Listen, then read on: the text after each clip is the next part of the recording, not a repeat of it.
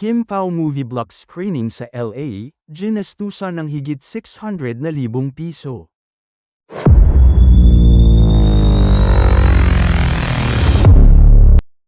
Ngayon mas nalalantad ang matinding suporta ng mga Kim Pao Fanny kina Kim Chiu at Paolo Avellino para sa lalabas nilang movie, ang My Love Will Make You Disappear.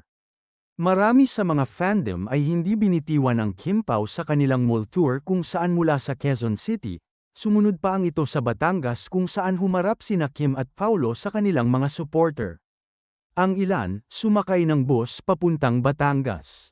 Ganoon din ang ilang Fanny na may bitbit pang tarpaulin banner nina Kim at Paolo. Sa isang tsikahan namin sa silent fan ng Kim Pao sa US. Sinabi nitong 4 na beses siyang manunood ng pelikula ng dalawa sa magkakahiwalay na oras ng screening at araw. At kahit nagkakahalaga sa 41 United States dollars and 89 cents o higit sa 2,350 pesos ang presyo ng ticket sa block screening sa Cinemark Carson Movie Theater, kinagat ito ng mga solid sa Los Angeles. Ayon sa aming source na si Miss N, ayaw pabanggit ang buong pangalan, nagkakahalaga sa 11,000 US dollars ang halaga ng block screening na may capacity na 265 sitang.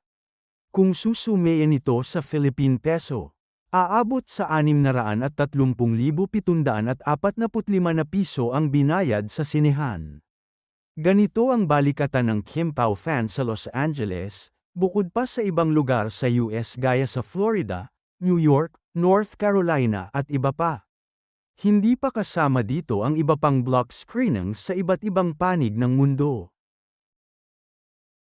Samantala, tuloy ang pagbahagi ng ilang mga Kim Pao solid sa kanilang suporta kina Kim Chiu at Paolo Avellino, partikular na sa lalabas nilang movie na My Love Will Make You Disappear at kahit ang mga may karamdaman at nakarete sa ospital ay umaasang makapagbibigay sila ng kontribusyon para sa kanilang nabanggit na idol.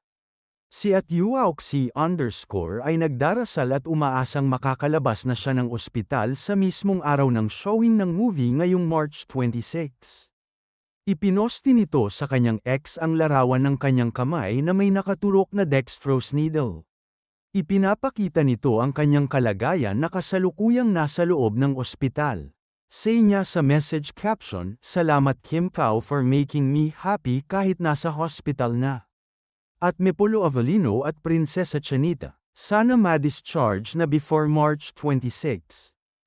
#My Love Will Make You Disappear." Bukod sa nasabing Fanny, isang OFW naman sa Dubai ang kumukuha ng lakas sa pakikipaglaban sa sakit ng cancer, sa iniidolo niyang Kim Pao. Sa tsikahan namin kay Rachel Lucas, ang tanging nagpapasaya sa kanya at maging positibo sa kanyang hinaharap na karamdaman ay ang pagsubaybay sa mga ganap ng Kim Pao. Ilan pa sa mga nabasa naming direct message sa aming FB ay nagbigay testimonya na nabago ang buhay nila ng Kim Pao. May namatayan ng asawa at nalungkot. May niloko ng asawa at iniwan. Meron namang dumadaan sa lungkot para sa may sakit nilang magulang. Marami pang testimonya kung bakit nakabangon sila sa buhay dahil kina Kim at Paolo.